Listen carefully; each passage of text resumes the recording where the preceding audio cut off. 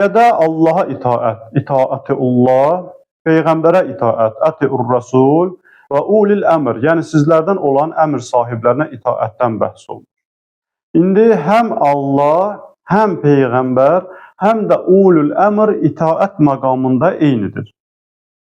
Çünki ayədə bir-birinin ardınca deyir və heç bir şərt qoymadan, yəni Allaha itaət edin, Peyğəmbərə itaət edin, sizdən olan əmr sahiblərinə itaət edin. Hər üçünə itaət məqamında eynidir. Ki, buna Qur'anın ayələri də, başqa ayələr də buna dəlalət edir. Ki, bir çox ayələrdə Allah buyurur ki, hər kim Peyğəmbərə itaət etsə, artıq Allaha itaət etmişdir. Məsələn, Nisa surəsinin 80-cı ayəsində buyurur ki, mən yuti'ir rasul fəqət ata'allah. Hər kim Peyğəmbərə itaət etsə, artıq o Allaha itaət etmiş sayılır.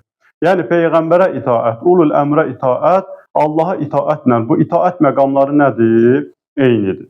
Yəni Allahdan olan əmr və nəhilər, Peyğəmbərdən olan nəhi və əmrlər, ulul əmrdən olan əmr və nəhilər sözsüz, sorğusuz, sualsız itaət olunmalıdır, əməl olunmalıdır. İtaətin həqiqəti budur. Yəni əgər bu əmr və nəhi ki Allahdandır, Peyğəmbərdəndir, ulul əmrdəndir, heç bir sorğu-sual olunmadan, niyə, nə üçün sualı verilmədən itaət olunması vacib bir məsələdir. Yəni vacibdir ki, itaət olunsun. İtaətin həqiqəti budur.